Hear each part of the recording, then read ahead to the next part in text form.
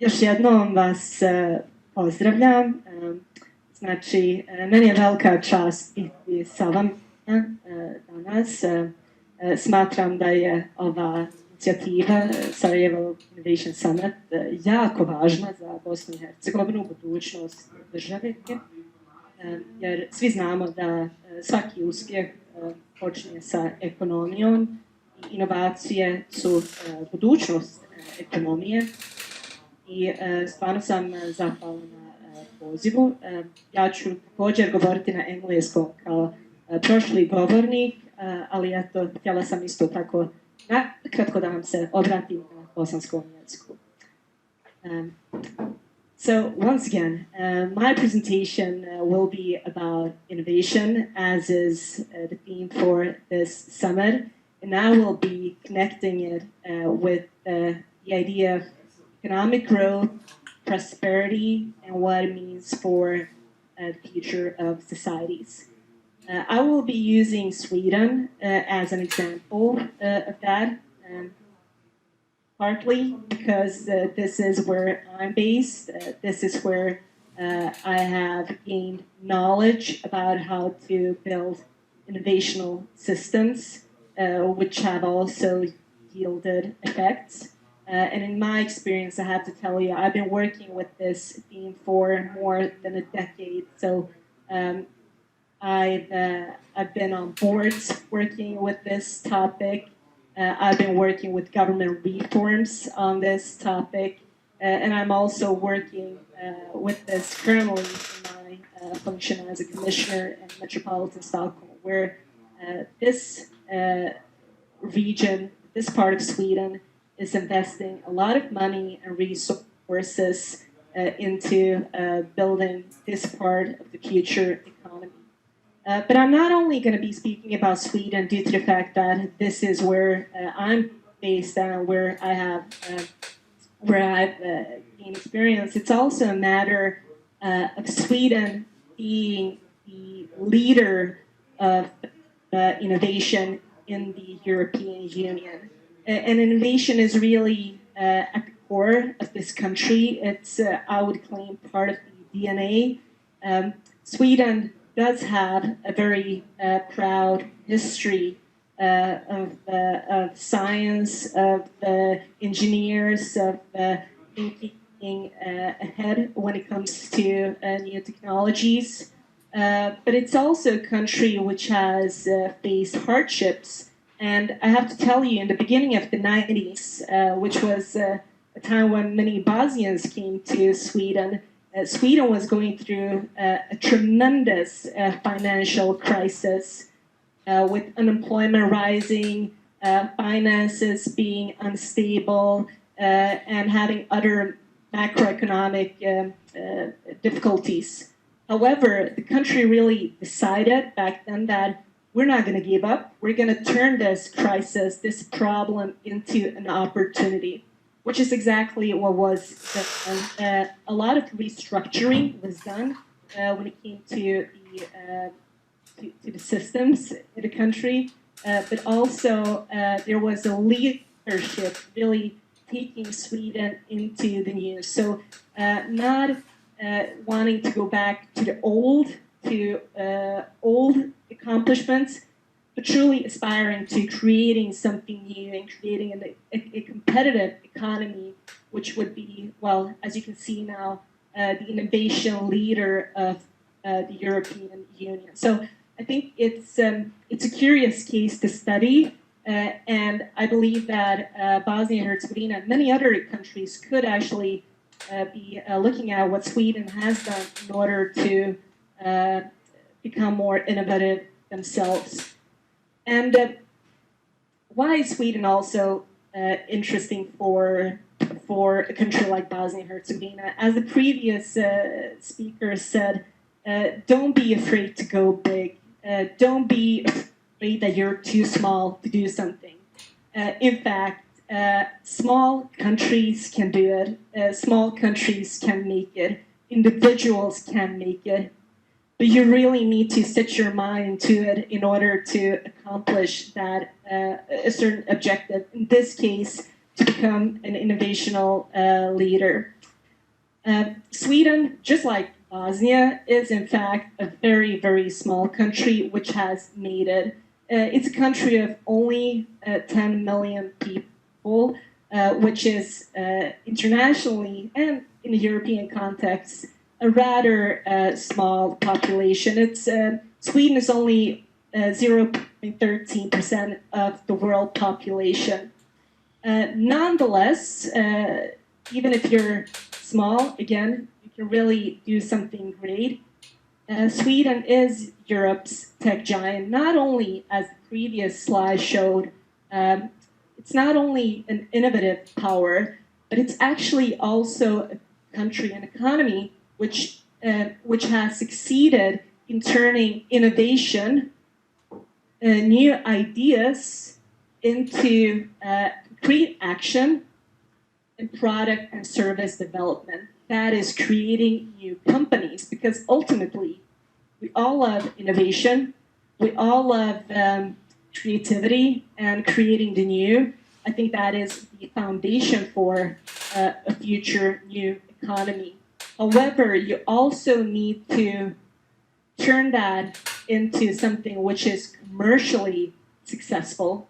And that is what Sweden has done, together with having this platform for innovation. So as you can tell from the slide here, Sweden is in fact the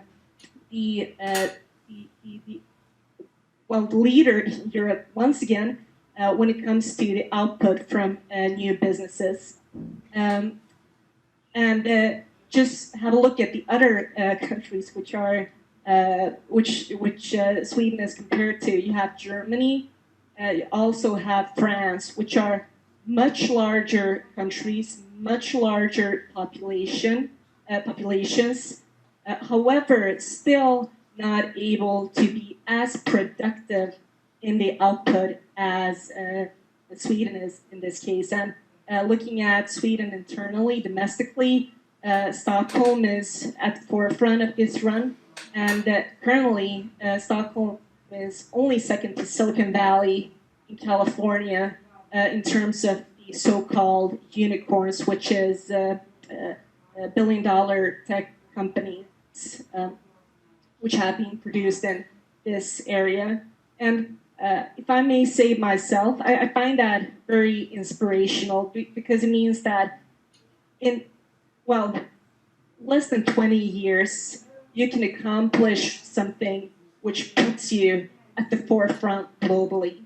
And the companies which you can see here that I've listed, which have been produced in Sweden as Mojang, Klarna, Spotify, Skype, and many of the others, they have been created or established during the last decade or so.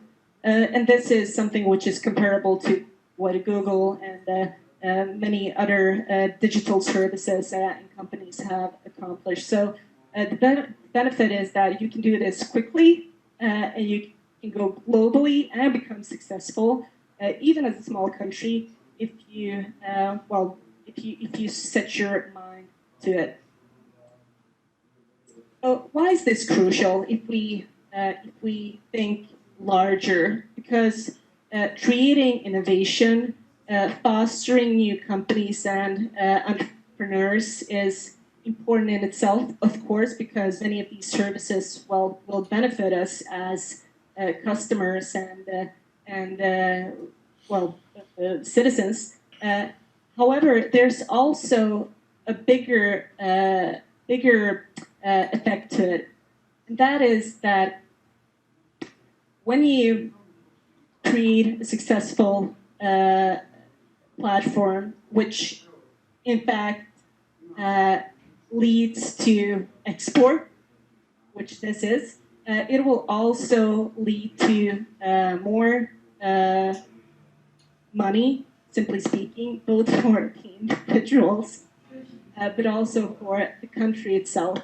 And as you know, Sweden is a so-called high-tax society, which is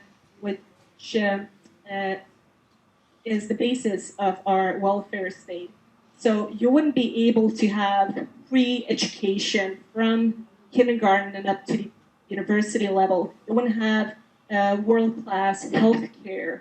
You wouldn't have parental leave, which enables people to really be with their children during their youngest years. You wouldn't be able to invest in strategic infrastructure, etc., without knowing that you will have the money for it. And in Sweden, there's the saying that we have a system. And this is basically also a system. It's a system of building a country, the so-called Swedish model. So you always have to think in terms of a loop, I would say, which means that you have to foster your economic competitiveness in order to be able to yield social security and a strong welfare state. However, when you do have a strong welfare state with good education, once again, investments into research and development, etc., you will also increase your competitiveness. And so the loop goes on and becomes, in a sense, self-reinforcing. And that is, once again, why a country of 10 million people, a very small country, a very, very small country, is able to be so competitive that it beats much larger economies, even in Europe, such as, well, Germany, who I would say is at the forefront as well. So this is the essence of it all, and this is how to create a good society. So ahead of this presentation, I was actually thinking to myself, should I be explaining the macros and structures behind how to create innovational systems? And well, that is, as you can tell here, that is important. You do need structural changes, but I think that this is a more of the long-term work.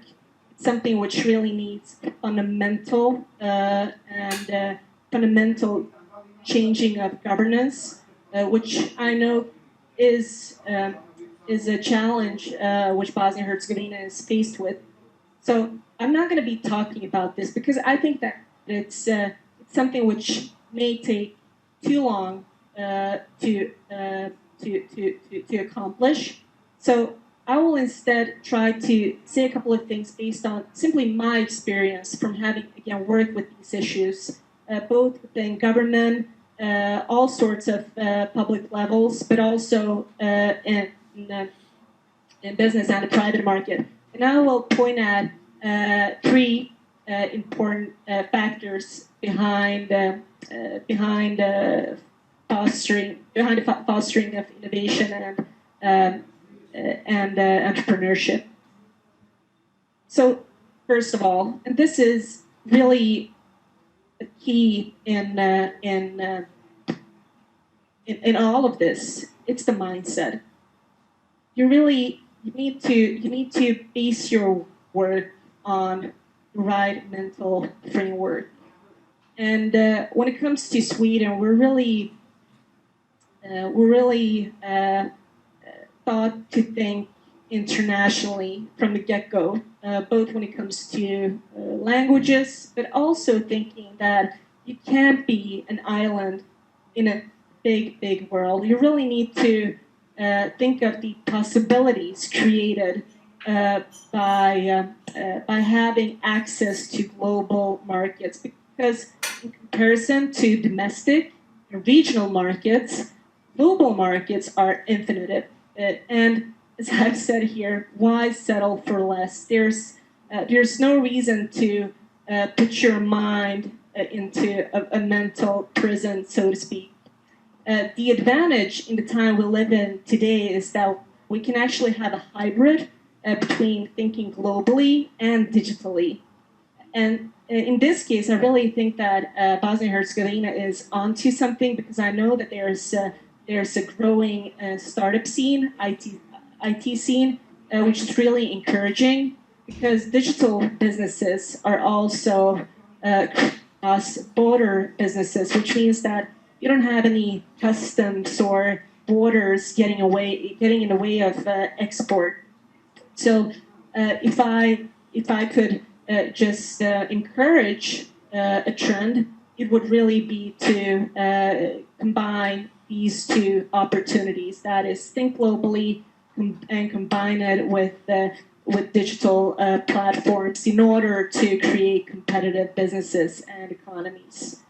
And lastly, in this area, being an entrepreneur also means being an active agent. There are no free lunches. I think that's important to emphasize, because working with business development and being an entrepreneur is really hard. It takes a lot of work. It takes a lot of sleepless nights. It's also, one would claim, economically challenging initially anyway, but the payoff eventually is really, really big. And it's also, I think, a mentality of believing that I will make it, I can do it, and nobody's going to stop me. Because I know that I'm knowledgeable, I know that I have the will to accomplish something. And this is really, really, well, an environment which needs to be created. And oftentimes when I meet young people in Swedish schools, I notice that their heroes are no longer, artists or movie stars or sports stars. They're looking up to the entrepreneurs. They're looking up to the people who have created Spotify, Skype, and so on, wanting to be the creators of the next big thing, the next big company. And I think that's so beautiful, because it's really a creative way of thinking and being as a person. And this is no criticism to other categories, but I think it's an interesting change in the view of things. So just connected to this, I will illustrate this by giving you a concrete example of how Sweden is working in order to promote its global competitiveness and outreach when it comes to international markets. So 80% of the country's GDP is in fact based on export, and the internal European market is key. This may sound a bit contradictory, perhaps, as I said that digital services and products are really at the benefit here because they don't have any borders. But I don't think that these things necessarily have to be put against each other. Of course, it's never a bad thing to belong to the European Union, having an access to that market as well. And despite this, we do see a trend in Sweden as well where digital services are driving growth. And we also have a government agency called Business Sweden. You might have met them upon opportunity, which very concretely and actively work with promoting Swedish businesses and companies internationally.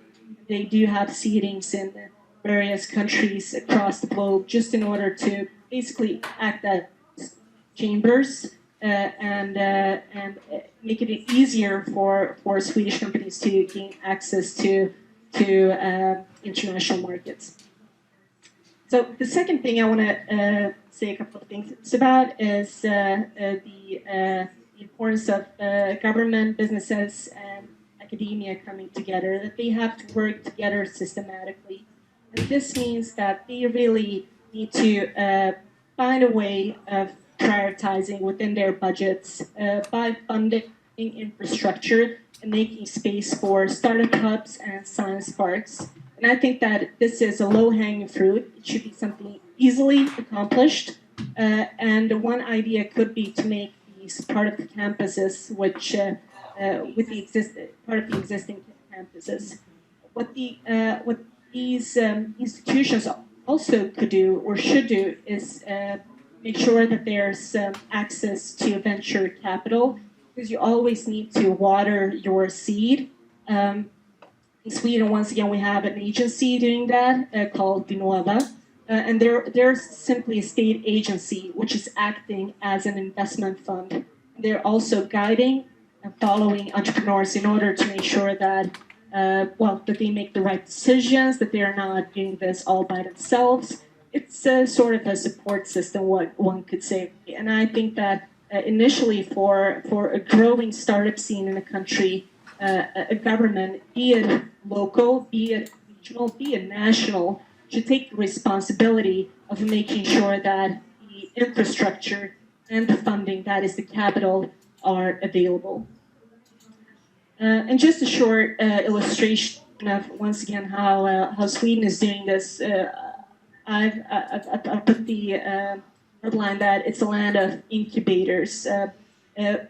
The state, both again, locally, regionally, and nationally, are funding incubators all across the country. We have over 40 publicly funded incubators and many more which are private. And these work both with brand new businesses, but also carve out from existing industries.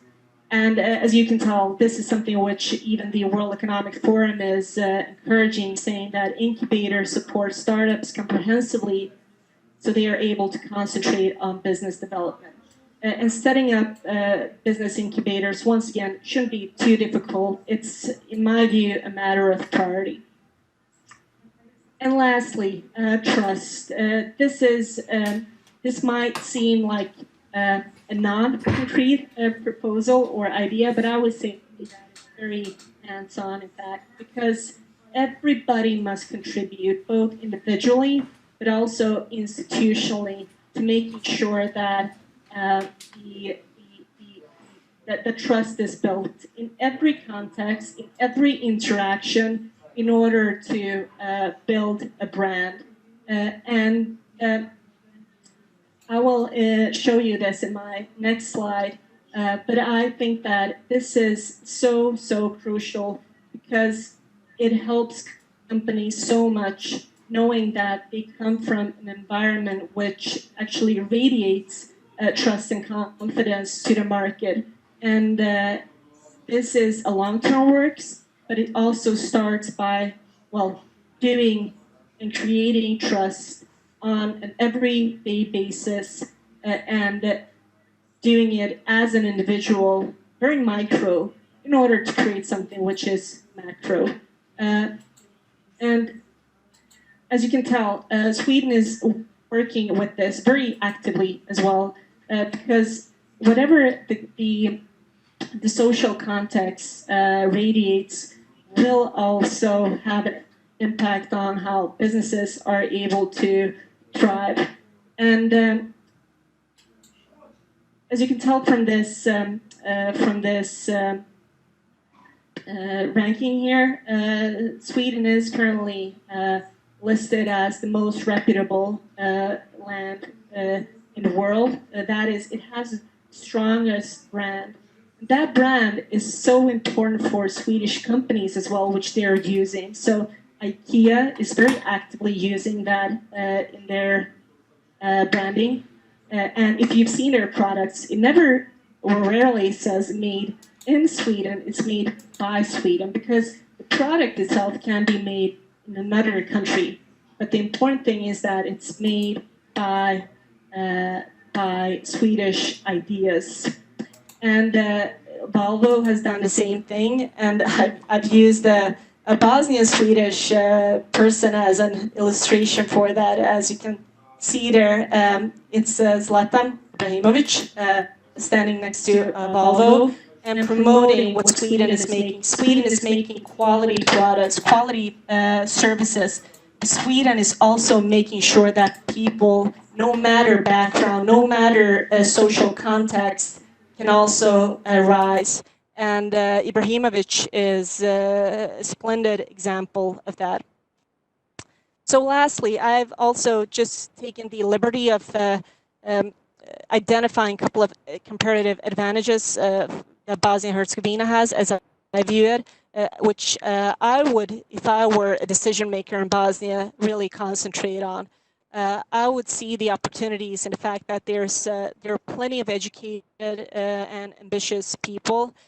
Bosnia has an industrial tradition, plenty of experience and knowledge when it comes to creating products which are put on the global markets, which are put out on the global markets. It's also in Europe and a short flight away from all major financial and creative hubs in the EU. That's great because it makes you attractive both for investments, but it also gives you access to key stakeholders. Bosnia also has international networks, which I believe are very important. You have plenty of agencies, organizations, and businesses present in the country at the moment, and they have been there for decades now. We also have people of Bosnian origin across the globe who I believe would be happy to contribute in creating these ecosystems, which are increasing the competitiveness of the country. And lastly, strong will. I believe that Bosnia is a country of survivors and people who really never ever give up. And this is such an important thing in order to break those walls, no matter how strong or big they are. So I will end my presentation there. Thank you so much for listening.